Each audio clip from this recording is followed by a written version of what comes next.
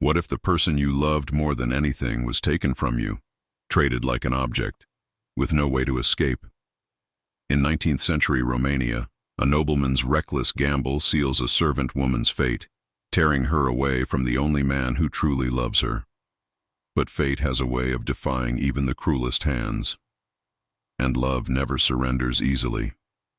Stay with me as we unravel a forbidden romance full of heartbreak, sacrifice, and redemption. Where are you watching from? And what is it about my stories that keeps you coming back?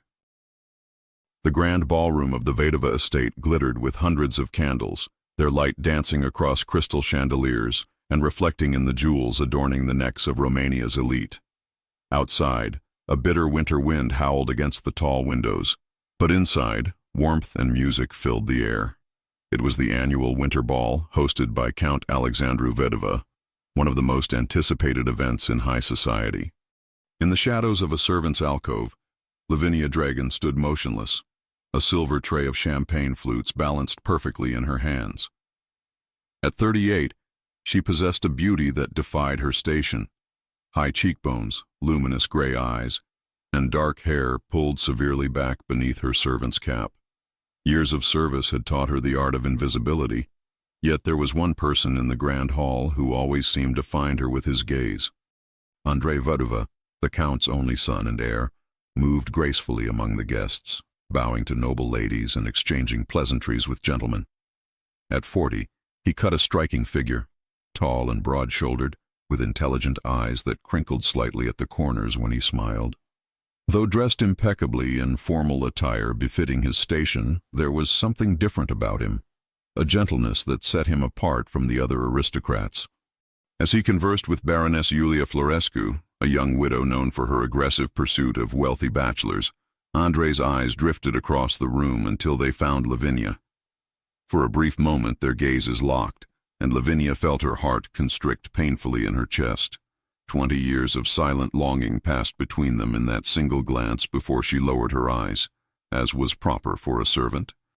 "More champagne here," a voice commanded, breaking the spell. Lavinia moved forward, her steps measured and graceful, as she offered the tray to a group of gentlemen gathered near the fireplace. At the center of this group stood Count Alexandru, his face flushed with wine and excitement. At 65, he remained an imposing figure, with a thick silver mustache and cold blue eyes that missed nothing. Unlike his son, Alexandru ruled with fear and intimidation, treating his servants as property rather than people. "Gentlemen," the Count announced, his voice slightly slurred, "shall we retire to my private study for a game of cards? I find these formal gatherings grow tedious as the evening wears on." A murmur of agreement rippled through the group. Lavinia noticed a stranger among them, a heavy-set man with a scar running along his jaw and small, calculating eyes. Something about his presence sent a chill down her spine. Allow me to introduce Gheorghe Moraru," Count Alexandru said, clapping the stranger on the shoulder. "A merchant from Bucharest with interests across the Ottoman Empire. He's been kind enough to join our game tonight." Moraru's gaze swept over Lavinia, lingering uncomfortably. "Your servants are exceptionally well-trained, Count," he remarked, his tone making the compliment sound vulgar. "Take the empty glasses, girl," Alexandru snapped at Lavinia, "and tell Vasile to bring the finest brandy to my study."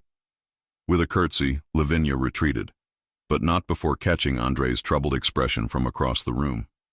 He had been watching the exchange, his jaw tightening at his father's dismissive tone. Hours passed as the ball continued, though the absence of the Count and his gambling companions was noted by the guests. Lavinia moved through the crowd, her duties never ending, yet her thoughts remained fixed on the strange merchant and the uneasy feeling his presence had evoked. Just before midnight, a commotion erupted from the direction of the Count's study. Raised voices, followed by the sound of something, or someone, being slammed against a wall. The music faltered as guests turned to look. Lavinia, near the entrance to the main hall, heard the Count's voice, now sobered by rage. "You cannot be serious. The debt is substantial, but surely we can arrange—" "I've won fairly, Count Vedova." Moraru's voice was cold and precise. "And I've named my price. Unless you can produce the gold by dawn, I'll accept the alternative payment we discussed. Andre's voice joined the argument, thick with anger. Father, what madness is this? What have you done? Lavinia set down her tray and moved closer to the half-open door of the study, her heart pounding. Through the crack she could see the Count slumped in his chair, his face ashen. Cards and empty brandy glasses littered an ornate table. Moraru stood by the fireplace, a satisfied smile playing on his lips, while Andre towered over his father, his hands clenched into fists. Tell me you haven't gambled away part of our estate, Andre demanded. The Count wouldn't meet his son's eyes. The situation is complicated. Your father has lost a fortune tonight, Moraru explained smoothly, more than he can pay in coin. But we've reached an agreement on alternative compensation. What agreement? Andre's voice had dropped dangerously low. The Count finally looked up, his expression a mixture of shame and defiance. It's nothing of true value to us. Just one servant. The girl, Lavinia. The blood drained from Lavinia's face as she heard her name. Her fingers gripped the doorframe for support as the room seemed to tilt beneath her feet. You would trade a human being to settle a gambling debt? Andre's voice shook with barely controlled fury. Have you lost all sense of decency? She is property, the Count snapped back, and I will not be lectured by my own son on how to manage my household. Moraru needs a housekeeper for his new estate near the Black Sea. She'll be well treated, I'm sure. Moraru's smile widened. Oh, indeed. I have many positions that need filling. Andre took a step toward the merchant, his hand moving to his waist, where a ceremonial sword hung. If you think I'll allow you to— Enough! The Count rose suddenly, swaying slightly. The decision is made. Moraru, you'll have the girl at dawn, and you— he turned to his son— will remember your place. This discussion is over. Lavinia stumbled back from the door, her mind reeling with shock and terror. For 20 years, she had served this household faithfully. Though her position was humble, it had been a life with dignity, close to the man she secretly loved. And now, in a single night, she had been reduced to a mere token, a payment for the Count's reckless gambling. She barely had time to process this betrayal before the study door swung open fully, revealing her presence to the men inside. The Count's face darkened with anger at finding her eavesdropping. Moraru's expression shifted to one of pleased appraisal. Ah, perfect timing, the merchant said. I was just about to ask to inspect my acquisition. Lavinia, run, Andre whispered, moving to block Moraru's path. But where could she go? The estate was isolated, surrounded by miles of snow-covered forests. And even if she escaped, she would be a servant without references, without protection. Before she could move, the Count's voice rang out.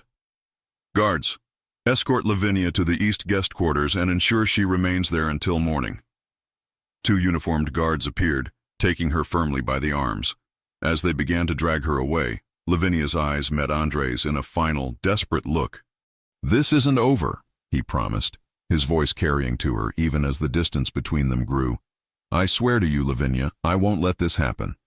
But the determination in his eyes couldn't mask the awful truth they both knew. A nobleman's son had little power against his father's authority, and a servant had none at all. The last thing Lavinia saw before being pulled from the hallway was Andre lunging toward his father, his face transformed by a rage she had never witnessed in him before. Then the heavy door closed behind her, and she was dragged through the silent corridors of the only home she had ever known, toward an uncertain and terrifying future. The iron wheels of Gheorghe Moraru's carriage cut through the snow-covered road, each turn carrying Lavinia farther from everything she had ever known. Dawn had barely broken when the merchant had collected her, his rough hands gripping her arm as he inspected her like cattle at market. Now she sat rigidly on the uncomfortable wooden bench, her small bundle of possessions clutched tightly to her chest. Across from her, Moraru's eyes gleamed with satisfaction in the dim light filtering through the carriage curtains. You should consider yourself fortunate, he said, his voice like oil on water. Many servants in your position would end up in far worse circumstances. Lavinia raised her chin slightly, maintaining the dignity that had become her armor over years of service. And what position would that be, sir? One where I am traded like a sack of grain to settle a nobleman's debt? Moraru laughed, the sound devoid of warmth. Spirited. I appreciate that in a woman, to a point. His expression hardened. But understand this. You are my property now. Your life at the Vodova estate is over. Where are you taking me? Lavinia asked, fighting to keep her voice steady. My estate near Constanza, by the Black Sea, for now. He leaned forward, his breath reeking of tobacco. Though I have business interests in many places, Istanbul, perhaps. Their markets value European women with your qualities. The implication sent ice through Lavinia's veins. She turned away, fixing her gaze on the passing landscape of bare trees and snow-covered fields. In her mind, she saw Andre's face, the anguish in his eyes as she was led away. For years they had shared only glances, brief moments when serving tea or passing in corridors. Words rarely spoken, but feelings unmistakably felt. Now, those unspoken possibilities were dissolving like footprints in snow. Back at the Vodova estate, Andre stormed through the grand hallway, still dressed in his formal attire from the previous night. Servants scattered at the fury etched on his face. Without ceremony, he burst into his father's chambers, finding the Count nursing his hangover with strong black coffee. "How dare you enter without—" Alexandru began, but Andre cut him off with a slam of his fist on the ornate desk. "Where has he taken her?" Andre demanded, his voice dangerously controlled. The Count winced at the noise but maintained his imperious demeanor. "Lower your voice. This unseemly attachment to a servant is beneath you." "Attachment?" Andre's laugh was bitter. "Is that what you call basic human decency? You sold a woman who has loyally served this family for 2 decades. I did what was necessary," Alexandru replied coldly. "Mararu could have demanded half our estate for what I lost. Instead, he settled for one insignificant servant." Andre leaned forward, his knuckles white against the polished wood. "She is not insignificant. Every person under this roof has value beyond what service they provide." "Such progressive ideas," the Count sneered. "This is precisely why I worry about your fitness to manage this estate after I'm gone. Sentiment has no place in business." "Business?" Andre straightened, disgust evident in every line of his body. "Is that what you call gambling away a woman's freedom? Tell me where Mararu has taken her." Alexandru waved his hand dismissively. "His estate near the Black Sea, I believe, but it matters not. The transaction is complete." "No transaction involving a human life is ever complete while I draw breath," Andre said, his voice dropping to a dangerous whisper. "Know this, Father, if you will not help me right this wrong, I will do it myself, even if it means renouncing the Vodova name forever." The Count's face paled slightly at the threat. "You wouldn't dare." "Try me." Andre turned to leave, then paused at the door. "You've always taught me that our family name means everything. Today, you've shown me exactly what it's worth." As he strode through the corridors, Andre's mind raced with possibilities and obstacles. He needed information. Where exactly was Mararu's estate? What routes would he take? How many guards would be present? For this, he needed allies. He found Maria, the head housekeeper, in the servants' quarters, her eyes red from weeping. At 60, she had been like a mother to both Lavinia and Andre after his own mother's death. "Young master," she said, quickly wiping her tears, "I heard what happened to our Lavinia. It's a cruel fate for such a good woman." "It's a fate I intend to change," Andre replied, closing the door behind him.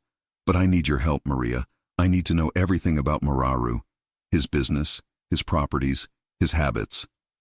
Maria glanced nervously at the closed door. "The Count would dismiss me if—" "I will protect you," Andre promised, "but every moment we delay puts Lavinia farther from reach." The old woman's face hardened with resolve. "Nikolai, the stable boy. He overheard Mararu's coachman. They plan to travel to Constanza, but not directly. They'll stop at an inn in Brasov tonight." Hope flickered in Andre's chest. "One night. That gives me time." "There's more," Maria continued, lowering her voice further. "The merchant plans to sail from Constanza in 3 days. I fear he intends to take her out of Romania entirely." The flickering hope threatened to extinguish. Andre had heard rumors about Mararu's business dealings in the Ottoman Empire, not just spices and silks, but more unsavory trades. Prepare me a traveling pack, he instructed. Simple clothes, food, money. I'll leave within the hour. But sir, the winter roads are treacherous, and you cannot travel alone. I won't be alone, Andre said grimly. I'll find men I can trust. But I need one more thing from you, Maria. Silence. My father must not know my plans until I'm well away. As Maria hurried to gather supplies, Andre gazed out the window at the snow-covered grounds. Somewhere on those roads, Lavinia was being carried away from him. The thought of her fear, her uncertainty, twisted like a knife in his chest. Miles away, Lavinia watched as the first stars appeared in the darkening sky. The carriage had been traveling for hours, stopping only briefly to change horses. Her body ached from the rough journey, but her mind remained alert, cataloging every turn, every landmark. We'll stop for the night in Brasov, Mararu announced, breaking the long silence. I suggest you use the time to accept your new circumstances, Lavinia. Your life as you knew it is over. She met his gaze steadily. My circumstances may change, Mr. Mararu, but I remain who I have always been. His smile didn't reach his eyes. We shall see about that. In my experience, everyone breaks eventually. As darkness enveloped the carriage, Lavinia pressed her forehead against the cold glass window. Find me, Andre, she whispered, her breath fogging the pain. If there's any mercy in this world, find me before it's too late. The journey resumed at first light, with frost clinging to the carriage windows like delicate lace. Lavinia had barely slept in the cramped room above the inn, her mind too occupied with desperate plans of escape that dissolved under scrutiny. Now, as the Romanian countryside passed in a blur of winter-bare trees and snow-covered fields, a sense of hopelessness threatened to overwhelm her. By midday, the terrain began to change. The road wound through increasingly remote areas, until finally the carriage turned onto a narrow path flanked by tall iron gates. Lavinia peered through the window at Mararu's estate, a sprawling stone manor perched on a hillside overlooking the distant shimmer of the Black Sea. Welcome to your new home, Mararu said, his voice heavy with satisfaction as the carriage pulled to a stop in the courtyard. Temporary as it may be. A chill that had nothing to do with the winter air ran through Lavinia's body. What do you mean by temporary? Mararu's smile didn't reach his eyes. You'll learn soon enough. Come. Rough hands pulled her from the carriage. 2 guards flanked her as Mararu led the way into the manor. Unlike the warm opulence of the Vaduva estate, this place felt cold and impersonal. Wealth without taste, power without refinement. Take her to the eastern wing, Mararu instructed an older woman who appeared in the entrance hall. Have her cleaned up and properly attired. I expect her presentable for dinner. The woman, Elena, had a face lined with years of hardship, but eyes that retained a flicker of kindness. She gripped Lavinia's arm firmly but not cruelly as she led her through shadowed corridors. Who is he preparing me for? Lavinia asked once they were alone, her voice barely above a whisper. Elena hesitated, glancing nervously over her shoulder. It's not my place to say. Please, Lavinia implored. I need to know what fate awaits me. The old housekeeper's resistance crumbled. Mr. Mararu has important guests arriving tomorrow, merchants from Istanbul. They're not coming to discuss silk and spices, if you understand my meaning. The realization struck Lavinia like a physical blow. He intends to sell me again. It wasn't a question. Elena's silence was confirmation enough. She unlocked a heavy wooden door, revealing a small but well-appointed bedchamber. These will be your quarters. The windows are barred, and there's a guard in the hallway at all times. I suggest you don't waste energy on escape attempts. Left alone, Lavinia moved methodically through the room, testing the barred windows, examining the heavy door, searching for anything that might serve as a tool or weapon. Finding nothing, she sat on the edge of the bed, hands clasped tightly to stop their trembling. Think, Lavinia, she whispered to herself. There must be a way. But as the hours passed, each plan she conceived seemed more impossible than the last. The dinner hour approached, announced by Elena's return with a dress of rich burgundy silk. He wishes you to wear this, the housekeeper said, laying it across the bed. Lavinia eyed the garment with distaste. And if I refuse? Then you'll be forced into it, Elena replied, matter-of-factly. And you'll find the guard's methods less gentle than mine. With no choice, Lavinia allowed herself to be dressed like a doll, her hair arranged in an elaborate style that felt foreign and false. When she looked in the mirror, she barely recognized herself, transformed from servant to something else entirely, something meant for display. Dinner was a tense affair in a cavernous dining room. Moraru watched her with predatory eyes as he explained her new reality in detached, businesslike terms. Tomorrow, several associates from Istanbul will arrive. Among them is Kemal Pasha, a man of considerable influence and specific tastes. Moraru cut into his meat, the knife scraping against fine china. He has expressed interest in acquiring a European housekeeper for his summer residence on the Bosphorus. Housekeeper, Lavinia repeated, the euphemism hanging bitter in the air between them. And when you say acquiring, you mean purchasing me. Moraru smiled thinly. Business is business, my dear. The Count's debt to me was substantial, but your value, properly presented, could exceed it considerably. I am not merchandise, Lavinia said, her voice steady despite the fear churning inside her. Everything and everyone has a price, Moraru countered. Some are simply traded more often than others. He sipped his wine thoughtfully. You know, you could make this experience much more pleasant for yourself. Show the proper enthusiasm tomorrow, and Kemal will ensure you live in luxury. At what cost to my soul? Lavinia set down her untouched fork. I would rather scrub floors as a free woman than live in gilded chains. Moraru's expression hardened. Freedom is an illusion even for the wealthiest among us. Accept your circumstances, Lavinia. Fighting will only bring you suffering. Back in her room after dinner, Lavinia paced like a caged animal. Tomorrow would bring men who saw her as nothing more than a commodity. Once she left Romanian soil, any hope of rescue, any hope of seeing Andrei again, would be lost forever. The thought of Andrei sent a fresh wave of pain through her chest. Did he even know where she was? Had he already forgotten her, returned to his life of privilege? No, she couldn't believe that. She had seen the fury in his eyes, heard the promise in his voice. A soft knock interrupted her thoughts. Elena entered with a tray of tea, closing the door carefully behind her. You barely ate at dinner, the housekeeper said, her voice low. You'll need your strength. Lavinia accepted the cup gratefully. For what purpose? To be strong enough to survive being sold like cattle? Elena glanced nervously at the door. Listen to me carefully. Moraru's guests arrive tomorrow at noon. There is a supply wagon that leaves at dawn. The driver, my son, has agreed to help you. Hope flared in Lavinia's chest, so sudden and intense it was almost painful. Why would you risk this for me? Because I was once where you are, Elena replied, her eyes distant with memory. Before Moraru brought me here to manage his household, I was intended for a similar fate. Only luck saved me. She pressed a small key into Lavinia's palm. This will open the service door at the end of the corridor. My son will wait with the wagon behind the stables. If you're caught, I understand the risk you're taking, Lavinia said, closing her fingers around the key. Elena squeezed her hand once before retreating. Be ready before dawn, and may God protect you.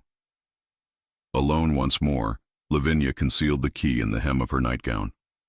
For the first time since being torn from the Vedova estate, a fragile hope took root in her heart.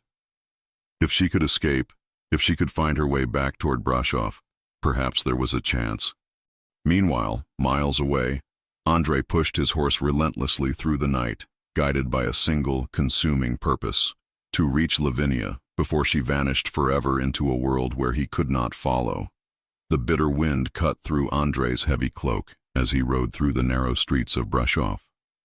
His body ached from hours in the saddle, but desperation drove him forward. Following the directions provided by Maria, he arrived at the home of Ion Dumitrescu just as evening fell. The manor, though smaller than the Vedova estate, spoke of wealth and refinement. Lights glowed warmly in the windows, a stark contrast to the growing darkness and the cold fear in Andrei's heart. A servant answered his knock, eyes widening at the sight of Andrei's disheveled appearance. so unlike his usual impeccable self. "I must speak with Ion Dumitrescu immediately," Andrei said, stepping inside without waiting for an invitation. "Tell him Andrei Vedova requires his assistance on a matter of life and death." Minutes later, he was shown into a well-appointed study where Ion sat behind a mahogany desk. At 42, Ion had transformed from the adventurous boy Andrei had known in childhood into a shrewd businessman with influence throughout Romania. His dark hair was now streaked with silver at the temples, but his eyes retained their sharp intelligence. "Andrei." Ion rose, genuine pleasure warming his features as he clasped Andrei's hand. "What an unexpected surprise. What brings you to Brasov with such urgency?" The warmth of the greeting momentarily disarmed Andrei. They had once been inseparable as boys, but adulthood and the demands of their respective positions had created distance between them. "I need your help, Ion," Andrei said without preamble, sinking into the offered chair. "A woman has been taken, someone who matters greatly to me." Ion's eyebrows rose as he poured 2 glasses of brandy from a crystal decanter. "Taken? You mean kidnapped?" "No, worse." Andrei accepted the drink but didn't taste it. "She was sold, by my father, to settle a gambling debt." Ion's face registered shock, followed quickly by understanding. "Gheorghe Moraru," he said, the name like poison on his tongue. "I heard rumors he was in the region." Andrei leaned forward. "You know him?" "Unfortunately." Ion swirled the amber liquid in his glass. "Our paths have crossed in business. He presents himself as a legitimate merchant, but his true profits come from less savory enterprises. He's taken her to his estate near Constanza," Andrei explained.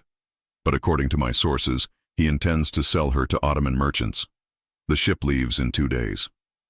Ion studied his old friend carefully. "This woman, she's a servant in your household?" "Her name is Lavinia," Andrei said, a wealth of emotion in those 3 words. "I see." Ion's tone suggested he understood far more than Andrei had explicitly stated. "And you're willing to risk everything, your position, your inheritance, possibly your life, for her?" Without hesitation. Ion rose and moved to the window, gazing out at the snow-covered streets. "What you ask is dangerous, Andrei. Moraru is not a man to cross lightly. He has connections with officials, with criminals. Some say even with members of the royal court." "I'm not asking you to confront him directly," Andrei clarified, "only to help me get close enough to rescue Lavinia." A heavy silence filled the room as Ion considered. "Even if I could help, what then? Where would you go? Your father would—" "My father's wishes no longer concern me," Andrei cut in sharply. "As for where we would go, I have property in my mother's name near the northern border.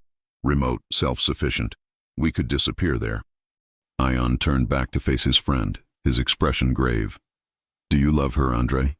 Truly love her?" The question hung in the air between them. For years, Andrei had buried his feelings for Lavinia beneath layers of propriety and social expectation. But now, with her life hanging in the balance, pretense seemed not just futile but cowardly. "Yes," he answered simply. "I have loved her for years, in silence, and I would rather live in exile with her than inherit all my father's wealth without her." Ion nodded slowly, as if having confirmed something to himself. "Very well. I cannot in good conscience refuse to help." He returned to his desk and pulled out several sheets of paper. "I know Moraru's estate. More importantly, I know his business patterns.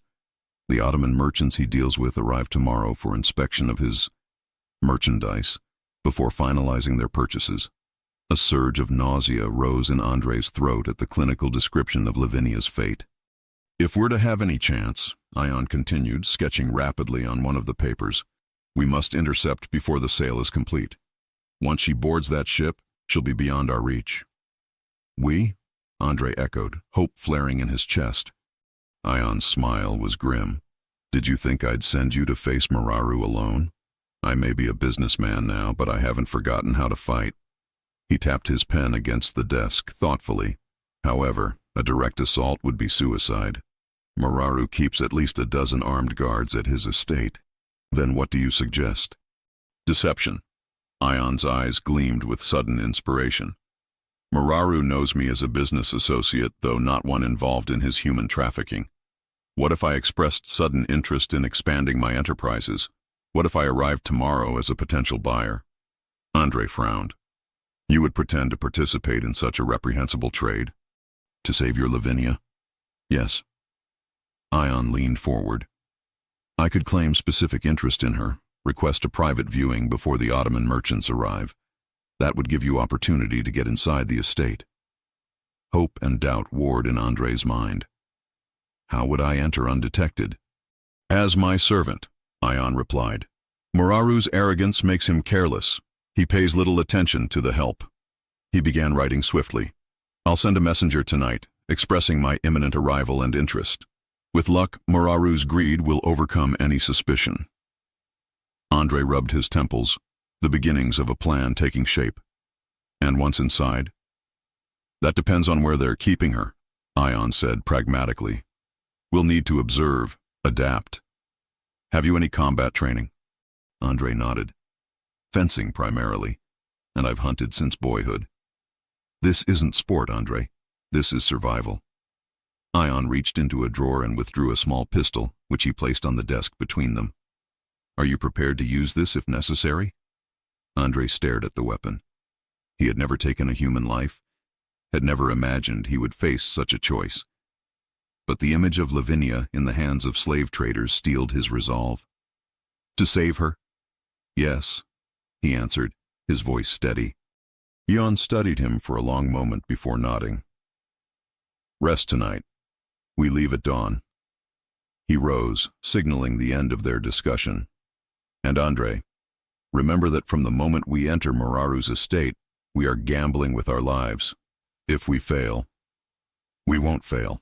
Andre interrupted, gripping his friend's shoulder. I can't allow myself to consider that possibility. Later, alone in the guest chamber, Andre stood at the window watching snowflakes spiral in the darkness. Somewhere beyond his vision, Lavinia waited, perhaps looking at the same night sky, perhaps thinking of him as he thought of her. Hold on, he whispered to the glass. I'm coming for you. Morning arrived in a haze of anxiety and determination. Dressed now as Ion's valet, Andre barely recognized himself in the simple clothes, his aristocratic bearing carefully disguised beneath a servant's deferential posture. As they set out in Ion's carriage toward Constanza, the weight of the hidden pistol pressed against Andre's side, a constant reminder of what was at stake and how far he was willing to go to save the woman he loved. The morning sun cast long shadows across the courtyard of Muraru's estate as Ion Dumitrescu's carriage approached the main gate. Dressed in his finest attire, complete with an ornate walking stick and signet rings that spoke of wealth and influence, Ion played his part flawlessly. Remember, he murmured to Andre, who sat across from him in the simple clothing of a personal attendant. Speak only when spoken to. Keep your eyes lowered, and for God's sake, don't let Muraru recognize you. Andre nodded, adjusting the cap that partially obscured his features. His heart pounded against his ribs, knowing that somewhere within those stone walls Lavinia waited, perhaps counting the hours until her fate was sealed by Ottoman merchants. The guards approached, eyeing the impressive carriage with deference but caution. State your business, one demanded gruffly. Ion leaned out the window, his expression one of practiced condescension. I am Ion Dumitrescu, here to meet with Gheorghe Muraru on a matter of mutual interest. I believe he's expecting me. The guard hesitated. We've received no word of visitors today. How unfortunate, Ion replied coldly. Perhaps I should return to Bucharest and inform my Ottoman associates that Muraru's operation lacks the professionalism we require for our investments. He made a show of checking his pocket watch. Such a waste of a journey. The mention of Ottoman connections worked its magic. The guard straightened, suddenly more accommodating. One moment, sir. I'll inform Mr. Muraru of your arrival immediately. As they waited, Andre kept his gaze fixed on his hands, though his eyes darted occasionally to the windows of the manor house, searching for any glimpse of Lavinia. Control your emotions, Ion warned under his breath. Your eyes betray you. Before Andre could respond, the gates swung open and they were waved through. The carriage proceeded up the curved driveway to the main entrance, where Gheorghe Moraru himself awaited them, his broad figure framed by the doorway. "Mr. Dumitrescu."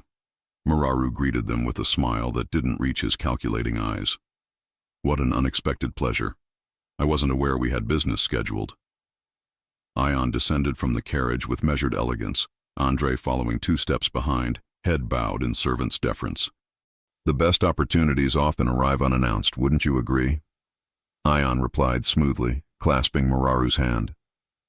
"I was in the region on other matters when I heard something of interest, a rumor that you might have acquired certain merchandise that would complement my newest venture." Moraru's expression shifted from suspicion to intrigue. "Perhaps we should discuss this inside, away from prying ears." "A wise precaution," Ion agreed, following Moraru into the manor. The interior was lavishly decorated but lacked the refined taste of true old wealth.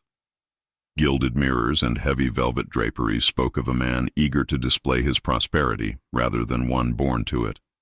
As they settled in Moraru's study, servants brought brandy and crystal glasses. Andrei positioned himself unobtrusively near the door, as any proper valet would, while keeping his ears attuned to every word. "So," Moraru began, swirling the amber liquid in his glass, "what particular merchandise interests you, Mr. Dumitrescu? I deal in many commodities." Ion leaned forward slightly, lowering his voice to a conspiratorial tone. "I've recently acquired property near Istanbul, a villa with an excellent view of the Bosphorus. It requires proper management, naturally, by someone who understands European standards of quality." He paused meaningfully. "I understand you recently came into possession of someone who might fit my requirements perfectly." Moraru's eyes narrowed with sudden interest. "You speak of the Vedova servant. Is that her provenance?" Ion feigned mild surprise. "I knew only that she was Romanian, well-trained, and—" He sipped his brandy before continuing. "Exceptionally lovely, according to my sources." A slow, unpleasant smile spread across Moraru's face. "Your sources are well informed. She is indeed a rare find. Educated beyond her station, fluent in several languages, and yes, quite beautiful in a refined way." Andrei's hands clenched behind his back, but he maintained his neutral expression through sheer force of will. "I would be interested in examining this acquisition," Ion continued casually. "That is, if she hasn't already been promised elsewhere." Moraru hesitated, clearly weighing his options. "As it happens, I have arrangements with certain Ottoman merchants who arrive tomorrow. The terms are nearly settled." "Nearly? But not quite?" Ion raised an eyebrow. "Perhaps I could make the decision simpler with a more attractive offer." The merchant's greedy nature warred visibly with his caution. "It would be irregular to entertain a new bid at this stage." "Business often thrives on irregularity," Ion countered, reaching inside his coat to withdraw a small velvet pouch. He placed it on the table between them, where the distinctive clink of gold coins made Moraru's eyes gleam. "Consider this a token of my serious interest. A deposit, shall we say, for the privilege of a private viewing before your other buyers arrive." The pouch disappeared into Moraru's hand with practiced swiftness. "I see no harm in a viewing," he conceded, "though I make no promises beyond that." "Naturally," Ion agreed with a thin smile. "Business is business, after all." Moraru rose, gesturing toward the door. "She's being prepared in the East Wing. I keep my more valuable acquisitions separate from the household servants." As they followed Moraru through the corridors, Andrei maintained his deferential posture while surreptitiously mapping their route and noting the positions of guards. His fingers brushed against the hidden pistol beneath his coat, a last resort he prayed would not be necessary. They stopped before a heavy wooden door guarded by a stern-faced man. At Moraru's nod, the guard unlocked it, revealing a well-appointed sitting room. The luxurious surroundings could not disguise its true purpose as a gilded cage. "Wait here," Moraru instructed. "I'll have her brought to you." Once alone, Ion turned to Andrei, speaking rapidly in a hushed voice. "There are more guards than I anticipated. We may need to adjust our strategy." "I counted 6 so far," Andrei replied tensely. 2 at the main entrance, 1 in the corridor, 2 in the courtyard, and this one at Lavinia's door. Not impossible odds, but challenging. Ion mused. The original plan may still work. When Lavinia arrives, I'll insist on examining her qualifications in private. Once Mararu leaves us alone with her, we'll... The door opened, cutting off their whispered conference. Both men straightened, resuming their respective roles as Mararu re-entered, followed by two female servants, and, finally, Lavinia. Andre's breath caught painfully in his chest. She was dressed in silks of deep burgundy that emphasized her natural grace, her dark hair arranged in an elegant style that exposed the vulnerable curve of her neck. But it was her eyes that seized his heart, proud and defiant despite her circumstances, burning with an inner fire that captivity had failed to extinguish. Those eyes widened almost imperceptibly when they fell upon him, a flash of recognition quickly suppressed as she lowered her gaze in feigned submission. "As you can see," Mararu announced proudly, "she's quite extraordinary. Educated at the Vodova household, trained in household management, fluent in Romanian, French, and some Turkish." Ion circled Lavinia slowly, appraising her with a convincing show of critical assessment. "Indeed, quite promising. Does she speak for herself or merely parrot what she's been taught?" "You may address her directly," Mararu permitted with a dismissive wave. "She understands her position." Ion faced Lavinia, his expression carefully composed. "Tell me, girl, what skills would you bring to a household of distinction in Istanbul?" Lavinia raised her eyes, revealing intelligence and dignity that no fine clothing could bestow. "I was head of household management for Count Vodova for many years, sir," she replied, her voice steady. "I supervised staff, maintained accounts, and ensured all ran smoothly." "Impressive credentials," Ion commented, turning to Mararu. "I should like to question her more thoroughly about specific duties. Alone, if you don't mind. My household has particular requirements that require discreet discussion." Mararu hesitated, suspicion flickering across his features. "My policy is to remain present during viewings." "Come now," Ion chided. "Surely a man of your experience understands the need for privacy in certain negotiations. I assure you she'll remain unharmed. My interest is purely professional." He gestured to Andre. "My man will remain by the door if propriety concerns you." After a moment's calculation, Mararu nodded reluctantly. "Very well. 10 minutes. I'll be just outside." With a final warning glance at Lavinia, he departed, closing the door behind him. The moment the latch clicked, Andre rushed forward, gathering Lavinia into his arms with desperate relief. "Lavinia," he whispered against her hair. "Thank God." "Andre," she breathed, clutching at him as if afraid he might disappear. "How did you find me? How is this possible?" "We have no time for explanations," Ion interrupted urgently. "Mararu will return in minutes and we must be gone by then." He moved to the window, assessing it critically. "This opens onto a side garden. There's a wall, but it's manageable with my help." Lavinia pulled back slightly from Andre's embrace, her eyes searching his face. "You came for me," she said wonderingly.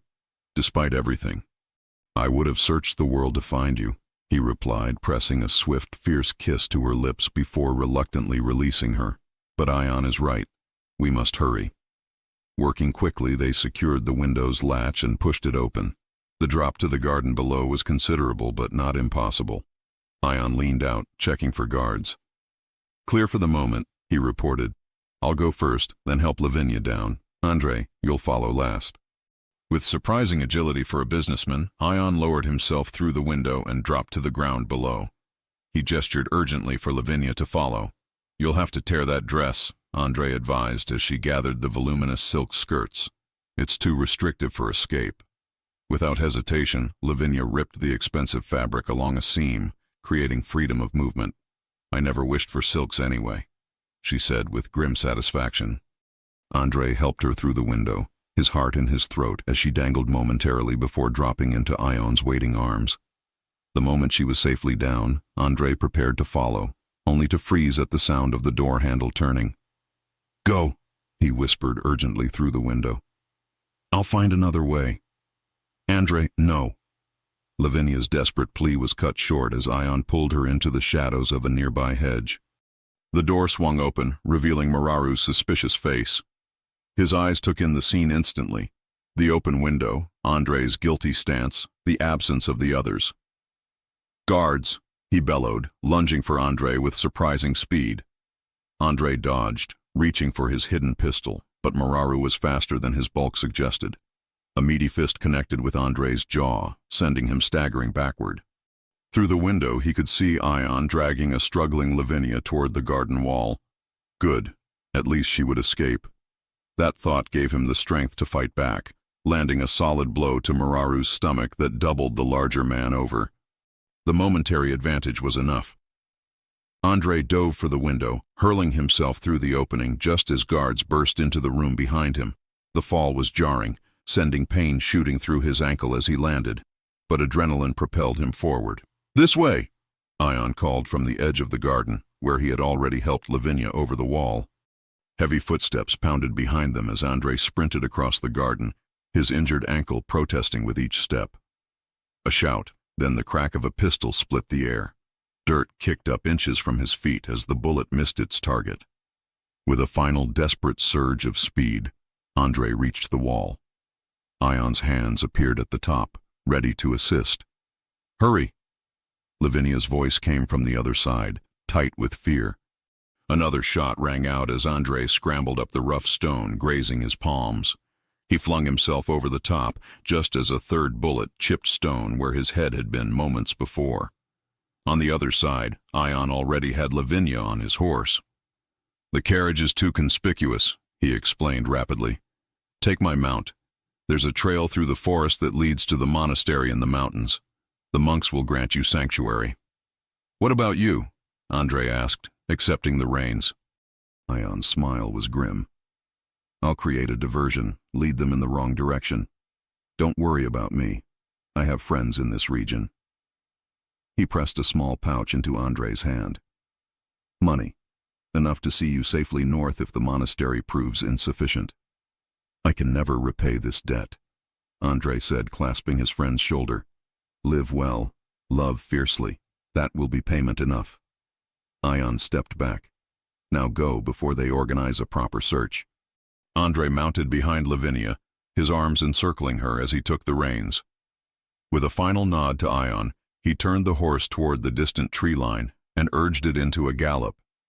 Behind them, shouts and confusion erupted as guards poured over and around the garden wall. But ahead lay the dense forest, offering cover, and the promise of freedom if only they could reach it in time. "Hold tight," Andre murmured against Lavinia's ear as they raced across the open field, the wind whipping her torn silks and loosened hair. "Whatever happens, we stay together now." Her hands covered his on the reins, a silent vow more binding than any formal pledge. Together they rode toward an uncertain future, pursued by the past, but driven by something stronger than fear. The love that had defied society, circumstance, and now death itself in its determination to survive. Darkness had fallen completely as Lavinia and Andre fled through the dense forest bordering Mararu's estate. The wind howled through the bare branches, carrying snowflakes that stung their faces as they ran. Behind them, angry shouts and the distant baying of hounds cut through the night air. "This way!" Andre gasped, gripping Lavinia's hand tightly as he pulled her deeper into the woods.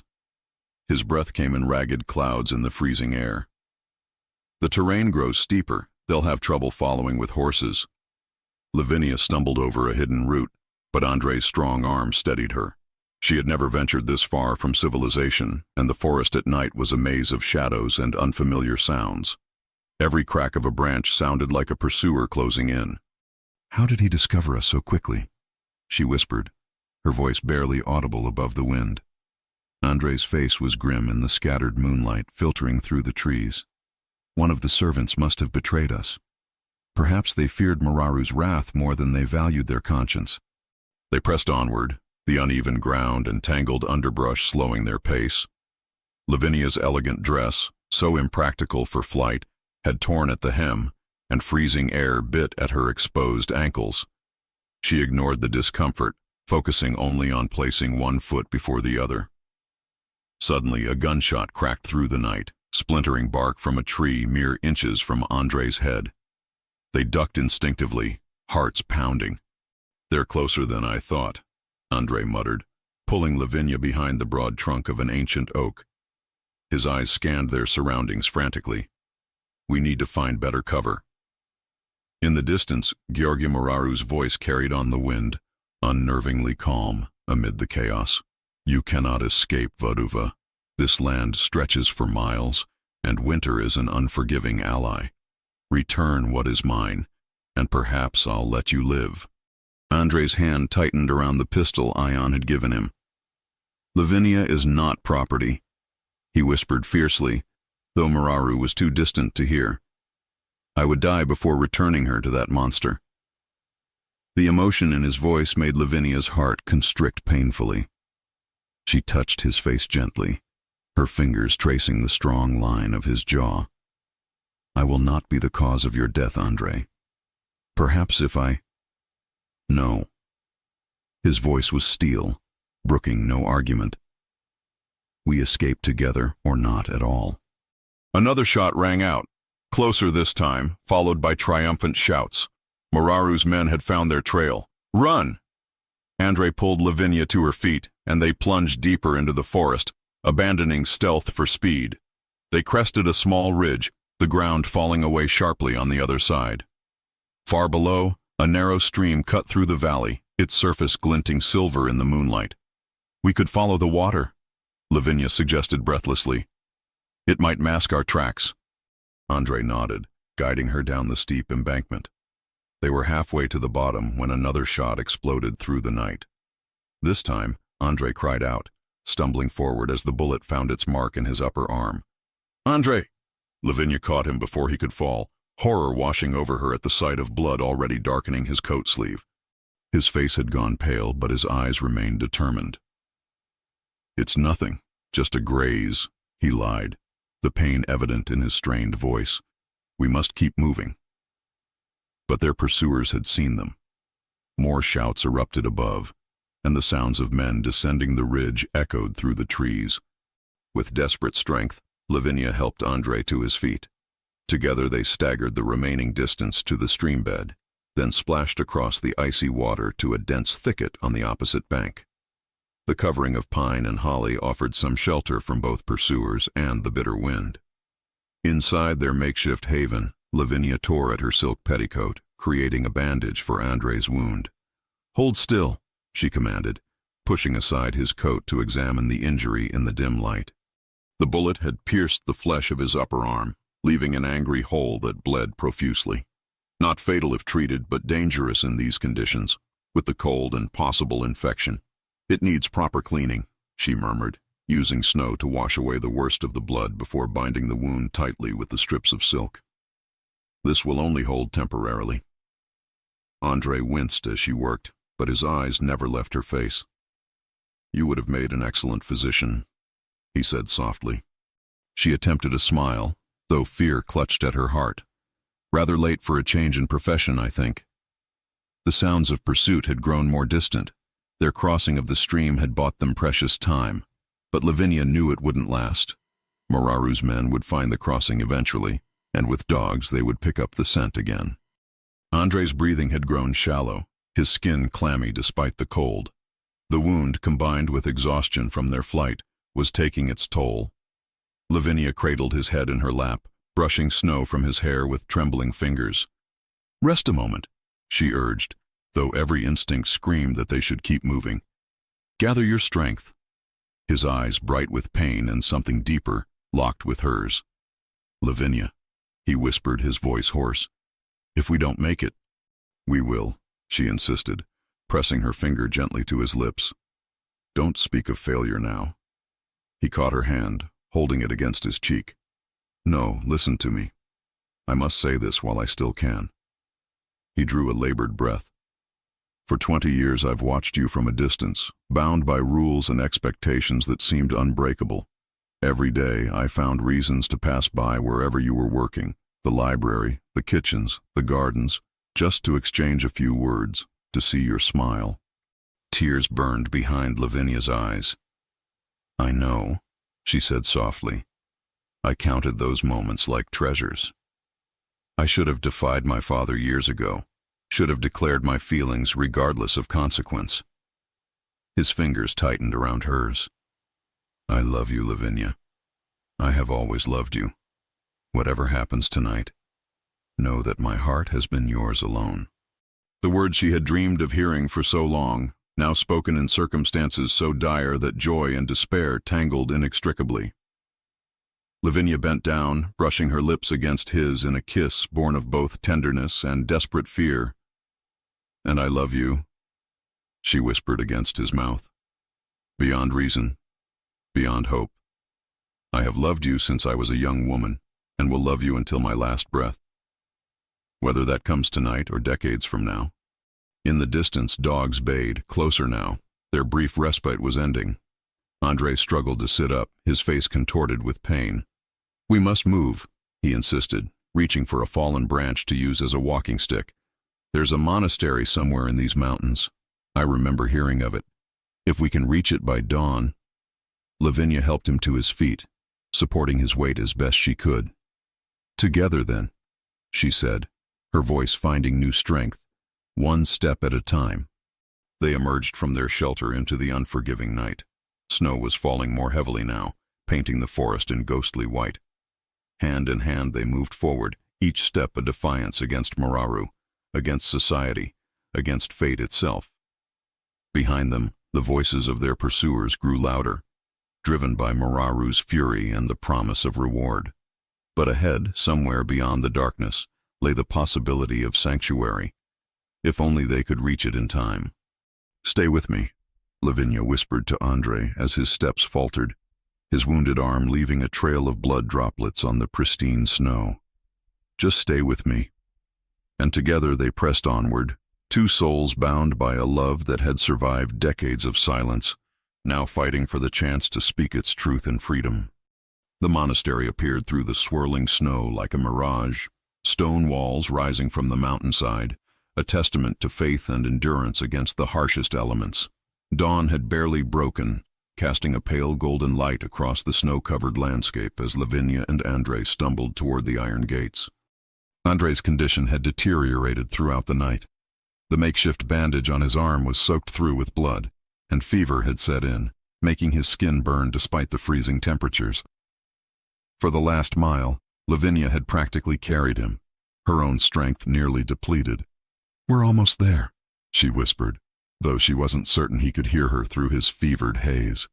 "Just a little further, my love." The monastery bell tolled the morning prayers as they reached the gate. Lavinia pounded desperately against the heavy wood. "Help us!" she cried, her voice cracking with exhaustion. "Please, in the name of mercy." For a terrible moment, there was no response. Then came the sound of a bolt sliding, and the gate creaked open to reveal the concerned face of an elderly nun. "Mother of God!" the woman gasped, taking in their bedraggled appearance and Andrei's blood-soaked sleeve. "What has happened to you?" "We need sanctuary," Lavinia pleaded, supporting Andrei's increasingly limp form. "He's been shot. Please, he'll die without help." The nun hesitated only briefly before pulling the gate wider. "Come quickly," she urged, helping Lavinia guide Andrei inside.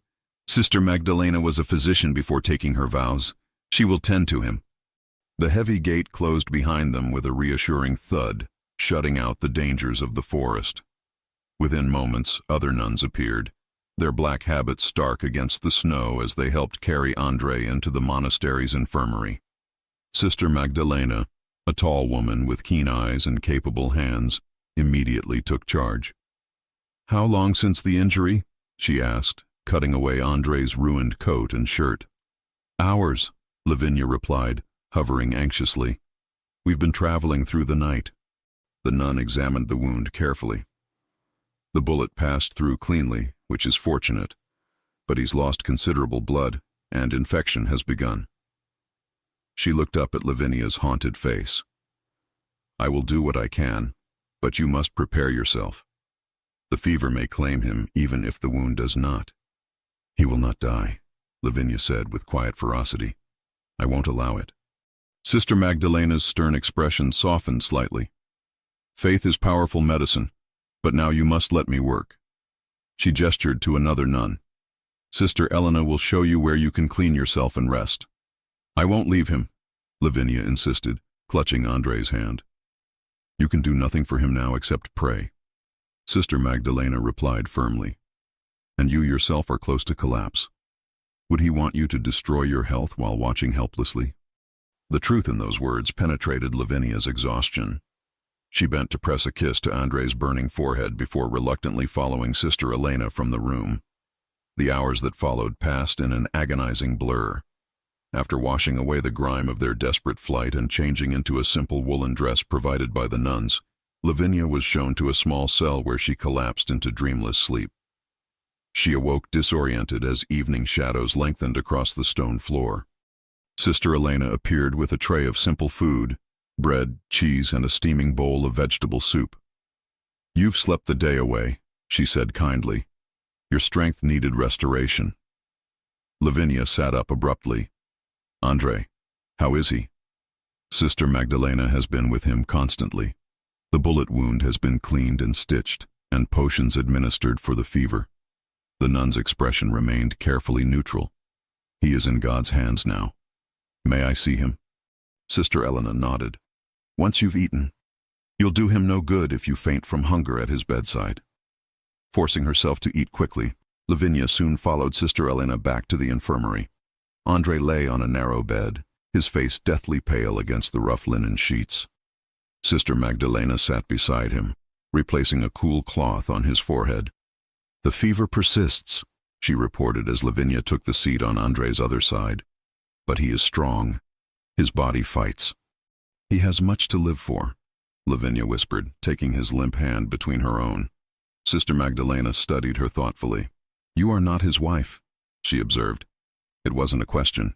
Lavinia tensed, uncertain how much to reveal. The church was hardly likely to approve of their circumstances. Seeming to sense her discomfort, Sister Magdalena continued, "We do not inquire about the troubles that bring people to our door. All who seek sanctuary here receive it without judgment." She rose, gathering her supplies. "I will return soon with more medicine. Call immediately if his condition changes." Left alone with Andrei, Lavinia leaned close to his ear. "I'm here," she murmured. "You must fight, Andrei. You promised we would build a life together, and I intend to hold you to that promise."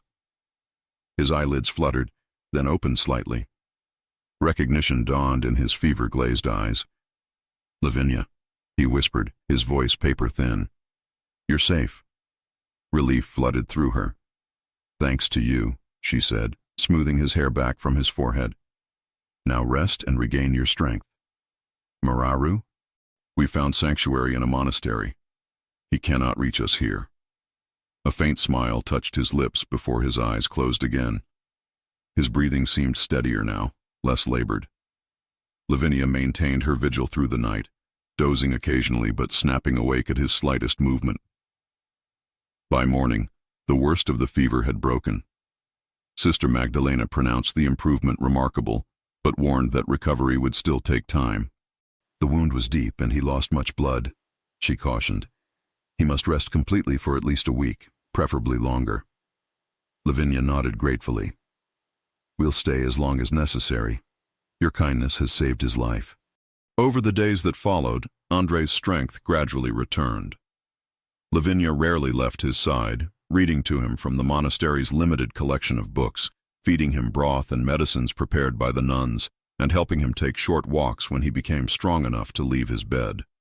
During these quiet days of recovery, sheltered from the world's demands and judgments, they spoke more freely than ever before. One evening, as they sat in a small courtyard garden protected from the winter winds, Andrei began to talk of the future. "When I'm fully recovered," he said, watching snowflakes drift lazily from the darkening sky, "we should travel north to the property my mother left me. It's remote but beautiful, forests, meadows, a small lake. We could build a life there." Lavinia's heart ached with longing for the picture he painted, yet doubt clouded her joy. "Your father will search for you," she reminded him gently. "And when he finds you with me—" "Let him search," Andrei replied with unexpected fierceness. "I meant what I said in the forest, Lavinia. I love you. I will renounce my name, my inheritance, everything rather than lose you again. But your position, your future, mean nothing without you in them." He took her hands in his. These past days have taught me what truly matters. Not titles or estates or society's approval, but this, sitting beside the person you love, grateful for every moment shared. Tears welled in Lavinia's eyes. I never dared hope for such happiness, she admitted. For 20 years I loved you in silence, believing it could never be. Those 20 years are gone, he said softly. But we have decades ahead of us, if you'll share them with me. Yes, she whispered, leaning forward to press her forehead against his. 1,000 times, yes. They remained thus, hands entwined, foreheads touching, sharing breath and heartbeat in the quiet sanctuary of the monastery garden. Outside these walls, danger still waited. Mararu's thwarted revenge, the Count's anger, society's judgment. But for now, in this moment of peace hard-won through blood and sacrifice, they allowed themselves to believe in the possibility of a future together. Above them, the first stars appeared in the winter sky, silent witnesses to a love that had survived servitude, separation, and very nearly death itself, a love that now dared to hope for a life beyond mere survival. 2 weeks passed within the sanctuary of the monastery walls. Winter tightened its grip on the mountains, bringing heavy snowfall that temporarily cut off all paths to the outside world. For Lavinia and Andrei, this isolation was a blessing, a reprieve that allowed wounds both physical and emotional to heal. By the 3rd week, Andrei had regained much of his strength. The color had returned to his face, and he could walk the monastery grounds without assistance. The bullet wound, thanks to Sister Magdalena's skilled care, was healing cleanly, though it would leave a permanent scar, a reminder of how close they had come to losing everything. "We cannot stay here forever," Andrei said one evening as they sat in the small library, a fire crackling in the stone hearth. "The passes will clear soon, and we must decide our next move." Lavinia looked up from the book she had been reading. "I've been thinking about that," she admitted. "Mararu may have given up the search, but your father—" "My father will not rest until he finds me," Andrei finished grimly. His pride would allow nothing less. "Then perhaps," Lavinia said carefully, "we should confront him directly, rather than continue to flee." Andrei stared at her in disbelief. "Return to the estate? After everything that's happened?" "Not as fugitives," she clarified, setting the book aside. "But on our terms, with a plan." She leaned forward, her expression earnest. "Think, Andrei. While we hide, your father controls the narrative. To the world, you're a son who abandoned his duties, perhaps kidnapped by a manipulative servant. Who cares what society believes? We must care if we ever hope to live in peace," Lavinia insisted. "Your father is a powerful man with connections throughout Romania. If we simply disappear to your mother's property, how long before he tracks us down? Before he sends men to forcibly return you and punish me?" Andrei's jaw tightened at the thought. "What do you suggest instead?"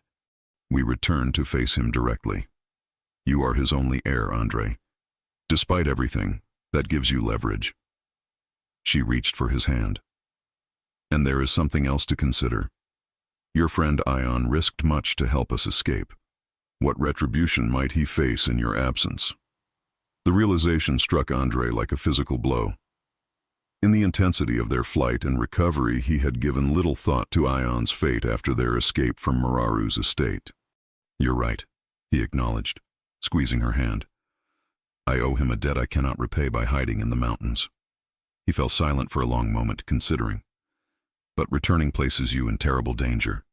If my father were to get his hands on you again—" "I am not the same woman who was traded away like property," Lavinia replied with quiet determination. "And you are not the same man who watched helplessly as I was taken. We are stronger now, together." Andrei studied her face, marveling at the courage he found there. "When did you become so wise in matters of strategy?" he asked softly. A smile touched her lips. 20 years observing from the shadows teaches one much about power and its workings." Her expression grew serious again. "Besides, I have something now worth fighting for." The decision made, they spent the next days preparing for the journey. Sister Magdalena provided medicines for Andrei's wound, while the other nuns gathered supplies and warm clothing for the difficult road ahead. On the morning of their departure, Mother Agata, the abbess, presented them with a sealed letter. "Should you find yourselves in need," she explained, "this will grant you safe passage at any monastery or church in Romania. The brotherhood of faith extends beyond these walls." "We can never repay your kindness," Lavinia said, embracing the elderly woman. "Live well and love truly," Mother Agata replied simply. "That is payment enough." With final blessings from the nuns, they set out on a horse borrowed from the monastery's small stable. The journey would be slow and cautious, following back roads and forest paths to avoid Mararu's men, who might still be searching for them. After 3 days of careful travel, they reached a small inn where Andrei, wearing the simple clothes of a tradesman, secured a private room. There, in the fading light of day, they laid out their plan for returning to the Vedova estate. "We must arrive unannounced," Andrei said, pacing the worn floorboards. "If my father receives word of our approach, he'll have time to prepare a reception not to our advantage." Lavinia nodded, unpinning her hair from its travel-worn arrangement. "And we must speak with him alone, away from those who would blindly follow his orders." "The garden pavilion," Andrei suggested. "He often walks there alone in the evenings, especially in times of stress." "And you believe our disappearance has caused him stress?" Lavinia asked, a hint of bitterness in her voice. Andrei paused in his pacing to look at her. "Not for the reasons we might hope," he admitted, "but yes, a missing heir, rumors of scandal, the failure of his arrangement with Mararu. These would wound his pride greatly." "Good," Lavinia said simply. "Let him taste a fraction of the fear he has inflicted on others." The unexpected hardness in her tone made Andrei study her more carefully. "Lavinia," he said gently, "when we face my father, we must be strategic, not vengeful. Revenge would give him power over us still." She sighed, the tension slowly leaving her shoulders. "You're right, of course. But sometimes I remember how casually he traded away my life, and I find it difficult to forgive." "I don't ask you to forgive," Andrei said, joining her by the window.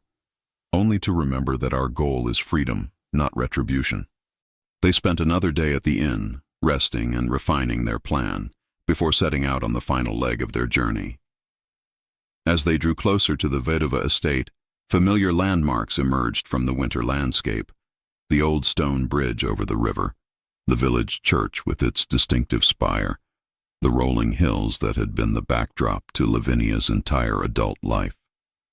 "Strange," she murmured as the estate's outer gates came into view. "How a place can be both home and prison." Andrei's arm tightened around her waist. "After today, it will be neither for you. Whatever happens, we leave here together."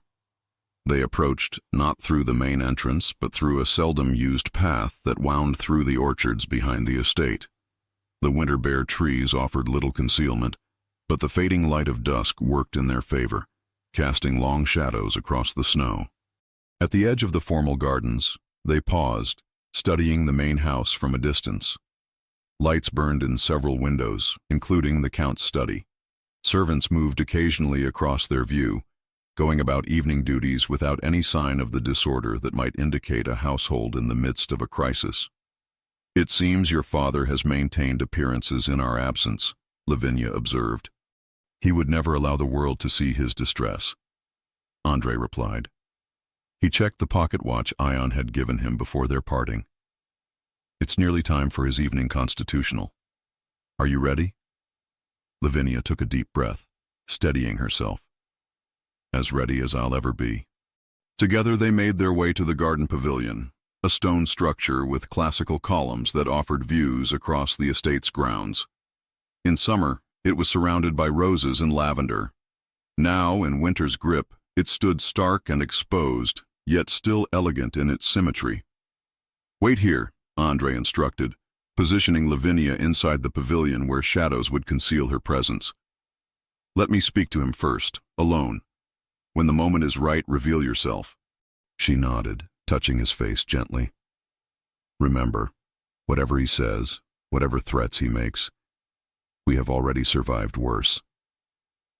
Andrei pressed a swift kiss to her palm before moving to position himself on the path his father would take. The minutes stretched endlessly as they waited. the cold seeping through their clothes despite the heavy cloaks provided by the monastery. Finally, a solitary figure emerged from the house, tall, rigid, wrapped in a fur-lined coat that emphasized his stature. Count Alexandru Vădova, moving with the deliberate pace of a man lost in thought, made his way toward the pavilion just as he had done every evening for as long as Andrei could remember. Taking a deep breath, Andrei stepped from the shadows directly into his father's path. "Hello, father," he said quietly. "I believe we have matters to discuss." The Count froze, his lined face a mask of shock as he stared at the son he had believed lost. For a moment, time seemed suspended between them, father and son, standing mere feet apart yet separated by a chasm of betrayal and conflicting principles. "Andrei," Alexandru finally breathed, his voice uncharacteristically unsteady. "You're alive." Despite Moraru's best efforts, Andrei replied coldly. "I assume you've heard the reports of his failed pursuit." The Count's composure returned swiftly, his back straightening as he regarded his son with narrowed eyes. "Rumors reached me that you had interfered with a legitimate business transaction, resulting in significant loss to all parties." His gaze flicked to Andrei's left arm, where he carried it slightly stiffly from the healing wound.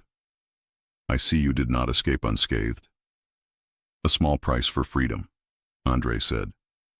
"But then, you've never valued freedom above profit, have you, father?" Alexandru's face hardened. "You speak like a naive child. Wealth and position are what grant freedom in this world. Without them, you are nothing." He gestured dismissively. "Now, enough of this foolishness. You will return to the house, resume your duties, and we shall speak no more of this indiscretion." A bitter laugh escaped Andrei's lips. "You truly believe it's that simple? That I would abandon everything I've fought for and return to your control?" "What choice do you have?" the Count challenged. "You've been gone for weeks. Your reputation hangs by a thread. Only my influence has kept the rumors at bay, rumors that could destroy your future." His voice lowered to a threatening whisper. "And what of the servant girl? Do you imagine she can simply vanish without consequence? Moraru has lodged formal complaints. He wants compensation for his lost property." "Her name is Lavinia," Andrei said with dangerous quietness, "and she is not, nor has she ever been, property." "Sentiment," Alexandru spat. "This infatuation has addled your mind.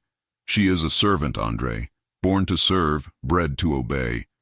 Whatever romantic notions you've constructed around her will fade once you've resumed your proper place." Andrei took a step closer to his father, his voice low with controlled fury. "You speak of things you cannot understand. Love is not infatuation. It is not a passing fancy. It is the core of what makes life worthwhile, something your gold-plated existence has never taught you." For a moment, something like pain flashed across Alexandru's face. "You think I know nothing of love?" he asked, his voice suddenly older, more vulnerable. "I loved your mother beyond reason.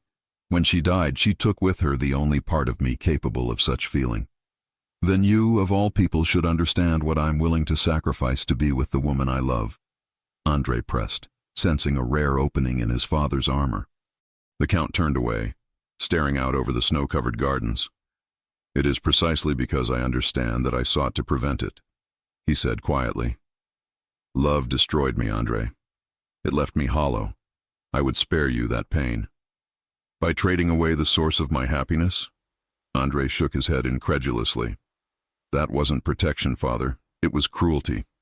Alexandru faced his son again, his expression hardening once more. "Enough. What's done is done. You've had your adventure, defied your father, played the hero. Now it's time to return to reality." He gesticulated emphatically. "Moraru can be appeased with gold. The servant will be sent far from here with enough money to start a new life. Your reputation will be salvaged, and in time you will thank me for my pragmatism." "No."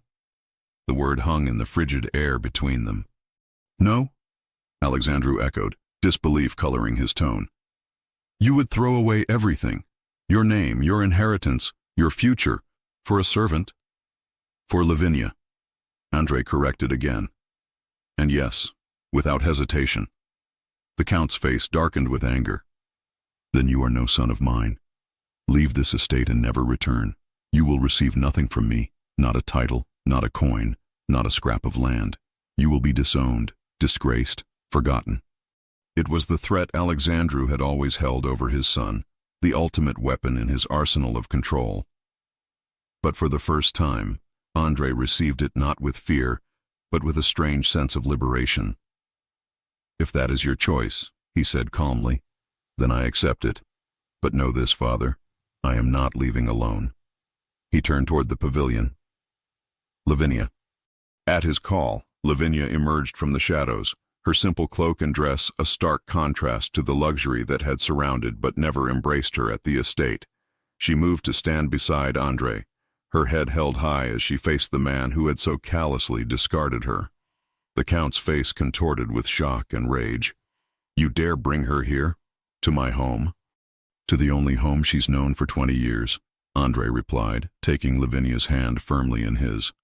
"The home where she served faithfully, only to be betrayed by the man she served." Alexandru's gaze fixed on Lavinia with cold fury. "You," he said, his voice dripping with contempt. "You have bewitched my son, turned him against his family, his duty, his future." Lavinia met his stare unflinchingly. "I have done nothing but love him, Count Vedova. Something you seem incapable of doing without conditions. How dare you speak to me in such a manner?" Alexandru took a threatening step forward. Andrei moved protectively in front of Lavinia. "Careful, father. Remember that I am no longer the obedient son who tolerated your tyranny. Threaten her again, and you will discover precisely how much of your temperament I've inherited." The tension between them crackled like ice breaking on a frozen river. For a breathless moment, it seemed Alexandru might summon the guards to forcibly separate them. Then, unexpectedly, his shoulders sagged, as if the weight of his years had suddenly descended upon him. "What do you want from me, Andrei?" he asked, his voice laced with weary resignation. "Why return at all if you've made your choice?" "Because running forever is no life," Andrei replied. "Because I would not have Lavinia constantly looking over her shoulder in fear, and because, despite everything, I believed there might remain enough humanity in you to understand what we've fought for." Alexandru scoffed, but the sound lacked conviction. "And if I refuse to understand? If I call for Mararu this very night?" "Then you force my hand," Andrei said quietly. "I have written accounts of certain business dealings of yours that might interest both the authorities and your social peers. Arrangements that, while perhaps not strictly illegal, would raise significant questions about your character and methods." The Count's face paled. "You would blackmail your own father?" "I would protect the woman I love by any means necessary," Andrei corrected. "But I would prefer peace between us, however uneasy." A tense silence fell as Alexandru considered his options, his calculating mind visibly working behind his cold eyes. Finally, he gave a curt nod. "Very well," he said stiffly. "I will inform Mararu that the matter is closed. I will not pursue you." His gaze hardened again. "But neither will I acknowledge this union. You are on your own, Andrei. Make your choice with full understanding of its consequences." "I've understood the consequences since the moment I decided to rescue Lavinia," Andrei replied steadily. "And I choose her, today, tomorrow, always." Alexandru's eyes moved from his son to Lavinia, studying her as if truly seeing her for the first time. "You must be extraordinary indeed," he said finally, his tone unreadable, "to inspire such devotion." "Not extraordinary," Lavinia replied softly. "Simply loved for who I am, not what I represent or provide. It is a remarkable thing, Count Vedova, to be seen truly by another soul." Something flickered in the old man's eyes.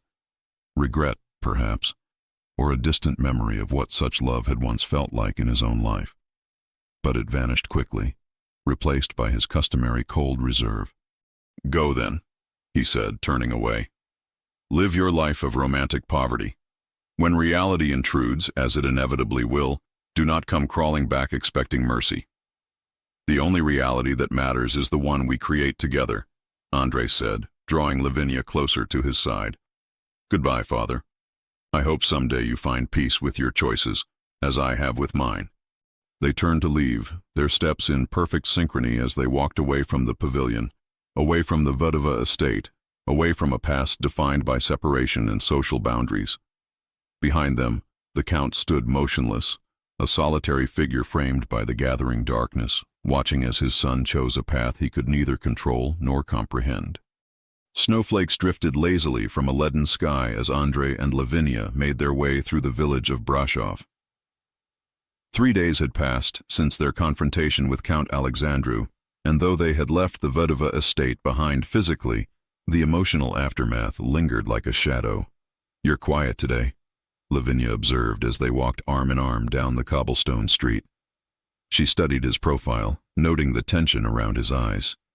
Andrei managed a small smile that didn't quite reach those troubled eyes. "Forgive me. I find myself dwelling on my father's final words." They paused near a stone fountain in the town square, its water frozen into fantastic ice sculptures by winter's touch. Lavinia turned to face him, her hands gentle as she adjusted his woolen scarf against the biting cold. "You made the only choice your heart would allow," she reminded him softly, "and I believe that someday he will understand that." "It's not regret I feel," Andrei clarified, catching her hands and warming them between his own. "It's pity. All his wealth, all his power, and yet he has never known the richness we share." He sighed, his breath forming a cloud in the frigid air. "He lost my mother so many years ago, and instead of preserving her memory through love, he hardened himself against feeling anything at all." Lavinia leaned into him, drawing comfort from his warmth. "Perhaps seeing us together stirred memories he'd rather forget." "Perhaps." Andrei kissed her forehead tenderly. "Come, let's not dwell on it. We have arrangements to make before continuing north." Their first stop was the modest home of Ion Dumitrescu, who had been notified of their arrival by messenger the previous day. The man who greeted them bore signs of recent hardship, a healing cut above his eyebrow, and a slight limp as he led them into his study. "Muraru's men?" Andrei asked grimly, noting his friend's injuries. Ion shrugged with forced nonchalance. "A small price for defying such a man, but worth every bruise to see you both safe." He poured 3 glasses of brandy, handing them around with a wry smile. "Besides, our friend Georga has larger concerns now. It seems his Ottoman business partners were most displeased by his failure to deliver promised merchandise." Lavinia winced at being referred to, even obliquely, as merchandise, but understood Ion meant no offense. "Will he pursue us still?" she asked, unable to keep the worry from her voice. Ion shook his head. "Unlikely. From what my sources tell me, he's retreated to Bucharest to rebuild his reputation and his finances. The Ottomans are not known for their forgiveness in business matters." Andrei relaxed visibly at this news. "Then we have you to thank for our freedom twice over." "Consider it repayment for 2 decades of friendship," Ion replied, raising his glass in a toast. "To new beginnings." They spent the afternoon with Ion, discussing practical matters, finances, travel plans, and the legal documents Andrei would need to claim his mother's property in the north. With Ion's connections, arrangements were made swiftly, and by evening, their path forward was clear. "You could stay longer," Ion offered as they prepared to leave. "My home is yours for as long as you need." "Your generosity humbles me," Andrei replied, embracing his friend warmly. "But we've imposed enough. Besides, I'm eager to show Lavinia the property that will become our home." As they departed, Ion pressed a sealed letter into Andrei's hand. "A wedding gift," he explained with a gentle smile, "to be opened when you reach your destination." The following morning dawned clear and cold as they prepared for the final leg of their journey. Their rented carriage was modest but comfortable, laden with supplies for their new life. Books, linens, tools, and small comforts purchased with funds Ion had helped Andrei secure from his personal accounts. As they passed the outskirts of Brashov, Lavinia gazed back at the receding town. "It feels strange," she mused, "to be traveling without fear for the first time." Andrei squeezed her hand reassuringly. "A sensation we'll need to grow accustomed to." The miles passed peacefully, the winter landscape unfolding around them like pages of a storybook. frozen lakes reflecting the pale blue sky, forests draped in pristine snow, occasional villages sending spirals of smoke from cozy chimneys. By late afternoon, they had left the main road for a narrower path that wound through increasingly wild countryside. "Not much farther now," Andrei said as the sun began its descent. "The property lies just beyond that ridge." Lavinia peered eagerly through the carriage window. "Tell me about it again, your mother's home." "It belonged to her family for generations before she married my father," Andrei explained, his voice warming with childhood memories. "We spent summers there when I was young. After she died, my father never returned, but he couldn't bring himself to sell it either. It was the one battle my mother won, even in death, ensuring it would pass directly to me." The carriage rounded a bend, and suddenly the house came into view, a sturdy stone structure with a steep roof nestled against the backdrop of pine forest. Though more modest than the Vedova estate, it possessed a natural dignity and warmth that beckoned with the promise of home. "It's beautiful," Lavinia breathed, her eyes shining. As they drew closer, smoke could be seen rising from the chimney, and a single lamp glowed in the front window. "I sent word ahead to the caretaker," Andrei explained, noting her surprise. "The house has been maintained by a local couple, Mikhail and Irina Petrescu. They've looked after it since my mother's time." The carriage had barely stopped before the front door opened, revealing an elderly couple bundled against the cold. Irina, round-faced and bright-eyed despite her 70 years, stepped forward with arms outstretched. "Young Master Andrei," she exclaimed, embracing him as if he were still the boy who had run through these grounds years ago. "How you've grown into your mother's eyes." Mikhail, tall and lean with a full white beard, nodded his welcome more solemnly, though his weathered face crinkled with genuine pleasure. "The house has waited for your return," he said simply. Andrei turned to Lavinia, drawing her forward with gentle pride. "Mikhail, Irina, this is Lavinia Dragan, soon to be my wife." If the caretakers felt any surprise at their master bringing home a bride without title or fortune, they showed none. Irina enveloped Lavinia in a warm embrace that smelled of baking bread and wood smoke. "Welcome, daughter," she said, her eyes bright with unshed tears. The mistress would have been so pleased. Inside, the house welcomed them with crackling fires in the hearths and the comforting aroma of a meal prepared with care. Though smaller than the opulent rooms Andrei had grown up in, each space felt more genuine, more aligned with who he truly was away from his father's influence. After dinner, Mikhail and Irina retired to their cottage on the edge of the property, leaving Andrei and Lavinia to explore their new home in privacy. In the main sitting room, they settled before the fire, Lavinia curled against Andrei's side as they watched the flames dance. "Are you happy?" he asked, searching her face for any sign of disappointment or regret. Lavinia touched his cheek gently. "Happier than I ever believed possible," she assured him. "This place, it already feels like home in a way the Vedova estate never did, despite my years there. Because here, you are not a servant but a mistress," Andrei said, kissing her palm. "Here, we begin as equals." They sat in comfortable silence until Andrei suddenly remembered Ion's letter. Retrieving it from his coat pocket, he broke the seal and unfolded the parchment. "What does it say?" Lavinia asked, noting his expression of surprise. "It's a deed," Andrei explained, scanning the legal document with growing amazement. "Ion has purchased all outstanding debts Moraru held against my father and formally nullified them. And there's more." He turned the page. "He's arranged legal protection for us through his connections in Bucharest. Neither my father nor Moraru can pursue any claim against you or this property." Lavinia's eyes widened. "Such generosity." "Such friendship," Andrei corrected, deeply moved. "Ion has given us the most precious wedding gift possible, peace of mind." As night deepened around the house, they stood by the bedroom window, gazing out at stars scattered across the velvet sky like diamonds on black silk.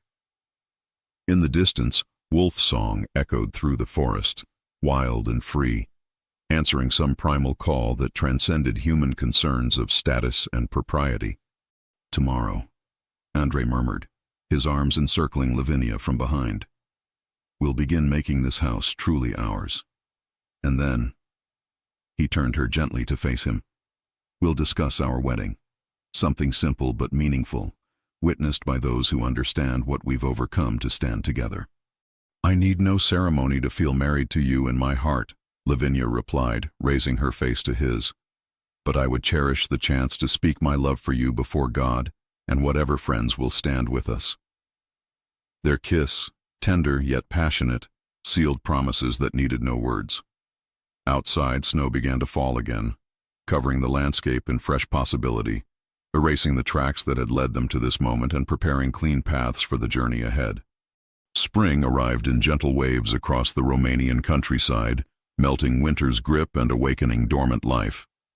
At Andrei's maternal estate, apple and cherry trees erupted in delicate blossoms, carpeting the orchard in white and pale pink. After months of peaceful seclusion, the day of the wedding had finally arrived. Lavinia stood before the mirror in what had once been Andrei's mother's dressing room, scarcely recognizing the woman who gazed back at her. The wedding dress, sewn by Irina's skilled hands, was elegantly simple, ivory silk that flowed like water around her figure, adorned with delicate embroidery along the bodice and hem. Her dark hair had been arranged in loose curls, adorned with small white flowers gathered from the meadow that morning. A soft knock at the door preceded Irina's entrance, the elderly woman's eyes immediately filling with tears. "Oh, my dear," she breathed, pressing her hands to her heart. "You look like an angel." Lavinia smiled, though anxiety fluttered in her stomach like trapped butterflies. "Do you think Andrei will approve?" Irina approached, adjusting a stray curl with motherly affection. "The boy would think you beautiful in sackcloth," she said firmly. "But yes, when he sees you in this dress, I believe his heart might stop altogether." "An unfortunate outcome for a wedding day," Lavinia teased, grateful for Irina's calming presence. The older woman chuckled, then grew more serious. "I have something for you, a tradition in our region." From her pocket, she withdrew a delicate silver necklace with a small pendant in the shape of a key. The bride wears this on her wedding day as a symbol that she now holds the key to her husband's heart. As Irina fastened the necklace around her neck, Lavinia touched the pendant gently. "It's beautiful, but surely such a treasure should remain in your family." "You are family now," Irina said simply. "The moment young Master Andrei brought you through that door, I knew you belonged here, just as his mother always belonged, despite marrying into nobility." She stepped back, her expression wistful. "The Countess would have loved you, child. She valued genuine hearts over grand titles." A second knock interrupted them, more hesitant, less certain. "Yes?" Lavinia called, expecting perhaps Mikhail with news that the guests had arrived. Instead, the door opened to reveal Count Alexandru Vodova. Lavinia froze, her hand instinctively rising to her throat. The Count had aged visibly in the months since their confrontation in the garden pavilion. His once imposing frame seemed diminished somehow, his proud shoulders slightly stooped, new lines etched into his austere face.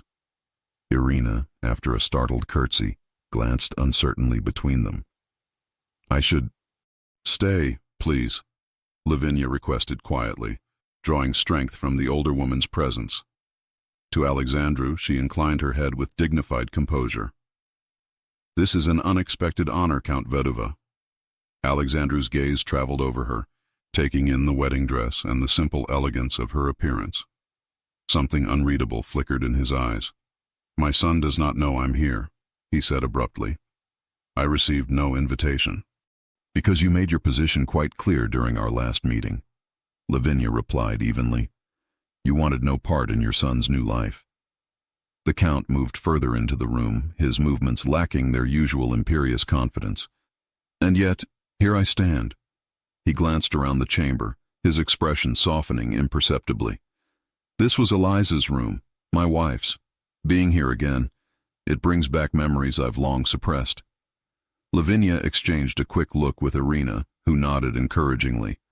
"Would you like a moment alone with your thoughts, Count?" Lavinia offered. "No." Alexandru's response was swift, almost desperate. "I came to see you, not ghosts." He drew a deep breath, as if the next words required physical effort. I came to understand. To understand, Lavinia echoed, uncertain of his meaning. The Count moved to the window, gazing out at the preparations visible in the garden below, the small white canopy erected for the ceremony, wildflowers arranged in simple vases, benches positioned for the handful of guests. "What power you hold," he said finally, "to make my son renounce everything he was born to." There was no accusation in his tone, only genuine bewilderment. For the first time, Lavinia felt a flicker of compassion for this proud, isolated man. "Love is not about power, Count Vaduva," she said gently. "It's about recognition, seeing clearly who someone truly is, beyond their position or utility." "And you see my son?" "I have always seen him," Lavinia replied simply. "Not the heir to the Vaduva fortune, not the nobleman's son, but Andrei, the man with gentle hands and a curious mind, who quotes poetry when he thinks no one is listening, the man who believes in goodness despite having witnessed its opposite." Alexandru turned from the window, studying her with an intensity that might once have intimidated her. Now, she met his gaze steadily. "My wife spoke of love that way," he said eventually, his voice roughened by emotion. "Before illness took her, before bitterness took me."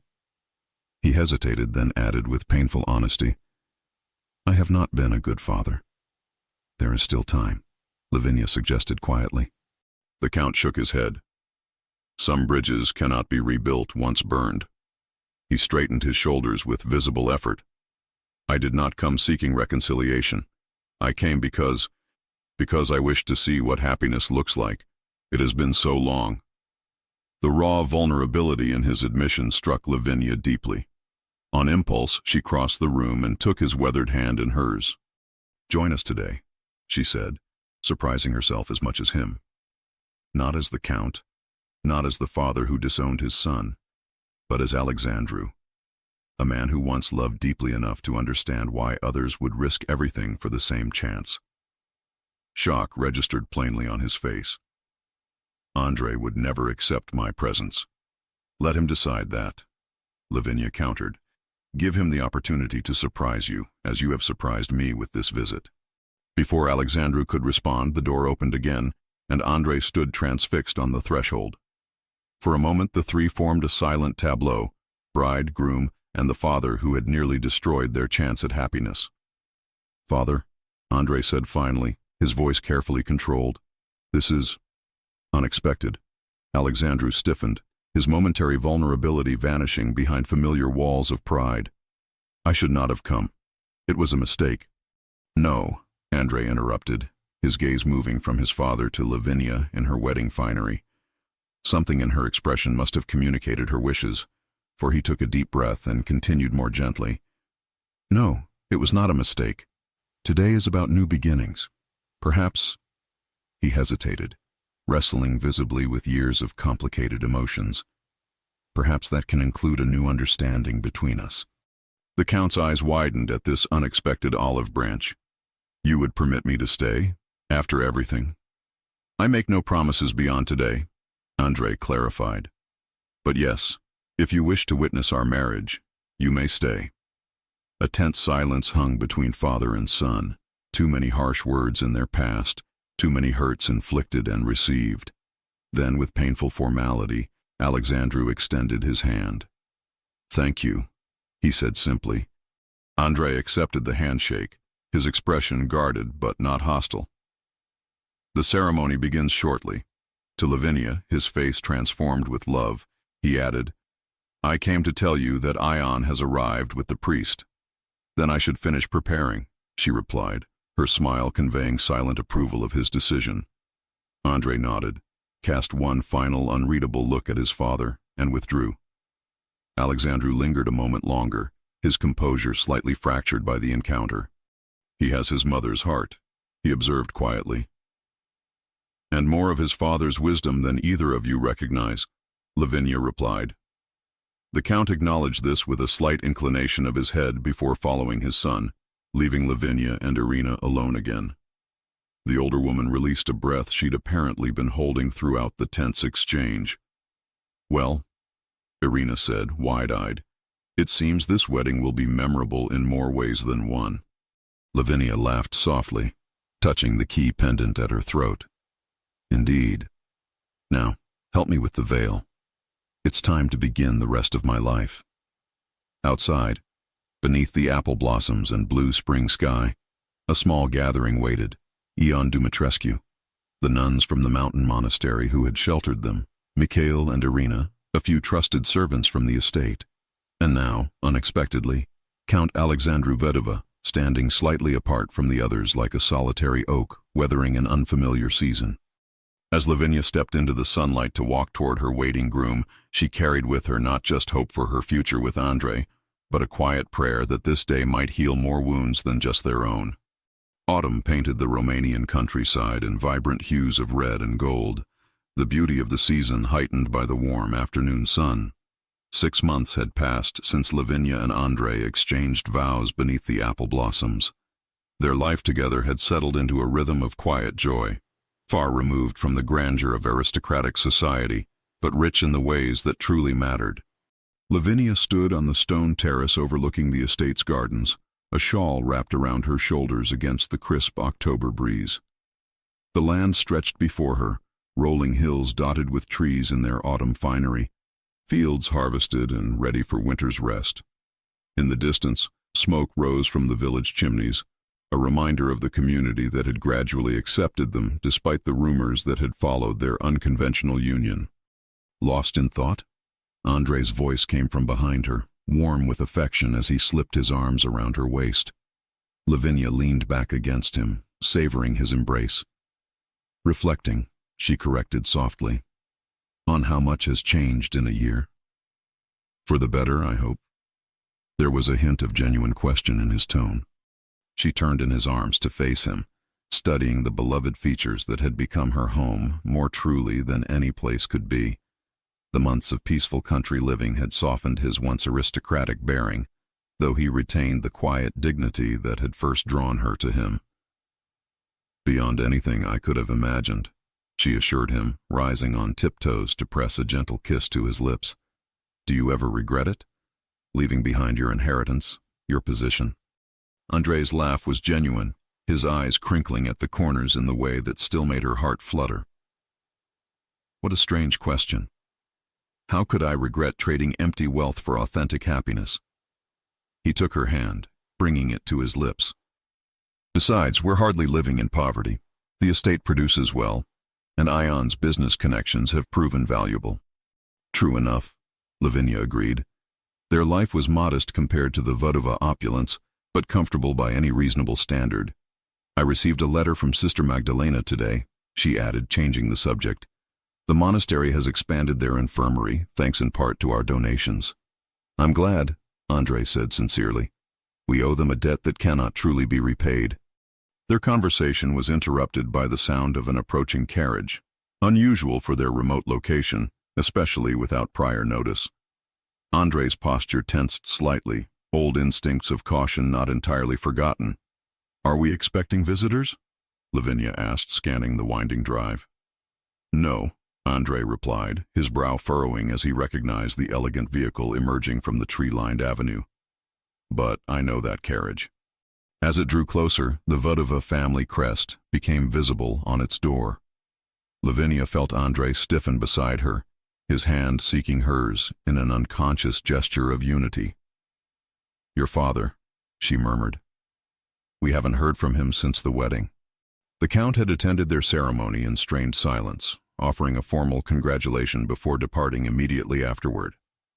No communication had followed, no letters, no messages, nothing to indicate whether the fragile bridge built that day had withstood the passage of time.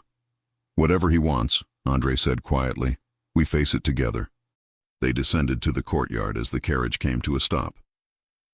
Mikhail appeared from the stables, moving to assist the driver, but the carriage door opened before he reached it. Count Alexandru emerged slowly, his movements lacking the vigor Lavinia remembered. He seemed to have aged years in mere months, his once commanding presence diminished by some invisible burden. Father, Andrei acknowledged, his voice carefully neutral. This is unexpected. The Count hesitated, an uncharacteristic uncertainty in his bearing. "I should have sent word ahead," he admitted. "Forgive the intrusion." "Not an intrusion," Lavinia said before Andrei could respond. "You're welcome here. Please come inside. The afternoon grows cool." In the sitting room, with tea served and formalities observed, an awkward silence descended. The Count sat rigidly in his chair, eyes moving around the room as if searching for something elusive. "The house has changed," he observed finally. "It suits you both." Indeed, the formal furnishings of Andrei's mother's time had gradually been replaced with pieces reflecting their own tastes. Comfortable chairs arranged for conversation rather than appearance, bookshelves overflowing with volumes on every subject, small personal treasures collected during countryside walks. "Thank you," Andrei replied, studying his father with growing concern. "Father, forgive my bluntness, but you look unwell. Is everything all right?" Alexandru's attempt at a dismissive gesture fell short, revealing the effort it cost him. "Age catches us all eventually," he said with forced lightness. Then, more seriously, "But yes, there have been challenges. A mild apoplexy 2 months ago. The doctors say I must avoid agitation." "And yet you traveled all this way?" Andrei set down his teacup, genuine worry overriding old resentments. "Why didn't you write? We would have come to you." The Count's gaze dropped to his hands, which Lavinia now noticed trembled slightly. "Pride," he admitted quietly. "Always my downfall." He looked up, meeting his son's eyes directly. "And perhaps fear that my correspondence would be unwelcome." "I see." Andrei's voice softened slightly. "Well, you're here now. What brings you after these months of silence?" Alexandru drew a deep breath, as if gathering strength for something difficult. "I've had much time for reflection since my illness. When mortality introduces itself, priorities have a way of clarifying." He straightened in his chair, some echo of his former authority returning. "I've come to make amends, if you'll allow it." Surprise flickered across Andrei's face. "Amends? For my blindness, for my cruelty." The Count's gaze included Lavinia in this acknowledgement. "For failing to see that happiness rarely conforms to our rigid expectations." The unexpected vulnerability in his confession created a fragile moment between them. Father and son, past and present, wounds still healing but no longer bleeding. Andrei leaned forward, elbows on his knees, his expression thoughtful. "I won't pretend the past can be erased," he said carefully, "but neither would I refuse a genuine attempt to create a better future." Relief visibly washed over Alexandru's features. "That is more than I deserve, but everything I hoped for." He reached inside his coat, withdrawing a folded document. "I've brought something, not as a bribe for forgiveness, but as a tangible sign of my changed perspective." He extended the paper to Andrei, who accepted it with visible hesitation. As he unfolded and read it, his eyes widened in disbelief. "This is—" he began, then stopped, unable to continue. "What is it?" Lavinia asked, moving to his side. "A deed," Andrei explained, his voice unsteady. "Father has transferred ownership of the southern vineyards to us, some of the Vodova estate's most valuable holdings. The estate should remain intact for future generations," Alexandru explained, his gaze lingering meaningfully on Lavinia. "For your children, my grandchildren, should you be blessed with them." The implication that he not only accepted their marriage but looked forward to its natural continuation hung in the air between them, transforming the atmosphere of the room. Andrei carefully refolded the document, his expression conflicted. "This is generous beyond measure, but you fear it comes with conditions," his father finished for him. "It does not. The vineyards are yours regardless of what relationship we forge from this day forward." A small, sad smile touched his lips, though I confess I hoped it might open the door to occasional visits. The house grows quiet with only memories for company. Lavinia, watching Andrei struggle with years of complicated emotions, placed her hand gently on his shoulder. When he glanced up at her, she nodded almost imperceptibly, not directing his decision, but supporting whatever path he chose. "We would welcome your visits," Andrei said finally, the words clearly difficult but sincere. "Not for the gift, but because life is too short for perpetual estrangement. My mother would have wanted reconciliation, I think. She would have demanded it." Alexandru agreed, a genuine chuckle escaping him. "Eliza never tolerated stubbornness, even from me." As evening approached, they walked together in the garden, the autumn sunset painting the sky in magnificent hues of orange and crimson. The conversation flowed more easily now, stories of Andrei's mother shared with warmth rather than pain, tentative plans made for future connections. Later, as twilight deepened and stars began to appear, Andrei and Lavinia stood on the terrace watching the Count's carriage disappear down the drive. He had declined their invitation to stay overnight, perhaps understanding that healing would come in measured steps rather than grand gestures. "Do you think he means it?" Lavinia asked softly. "Has he truly changed?" Andrei considered the question carefully. "I believe he's trying," he said finally. "Whether from fear of mortality or genuine regret, I can't be certain, but I choose to accept the effort at face value." "A wise approach," she agreed, leaning into his embrace as the first evening chill settled around them. They remained thus as darkness fully claimed the sky, the constellations emerging in all their autumn brilliance. Below them, lights from the village twinkled like earthbound stars, a community that had become part of their world. "Who would have imagined," Andrei murmured against her hair, "that a servant traded for gold would lead to such riches?" Lavinia smiled, turning in his arms to face him. "Not gold of the material kind. The only kind that truly matters," he agreed, bending to capture her lips in a kiss that held all the promise of their shared future, a future built on love that had defied convention, overcome cruelty, and ultimately transformed not only their own lives but even the hardened heart of Count Alexandru Vedova. As they returned to the warmth of their home, hands entwined and hearts beating in harmony, they carried with them the profound knowledge that true wealth lay not in titles or possessions, but in the courage to follow one's heart despite every obstacle. Their love, once forbidden, had become a beacon of possibility, proof that even in the rigid society of 19th century Romania, the human spirit's capacity for love could transcend the artificial boundaries of class and custom.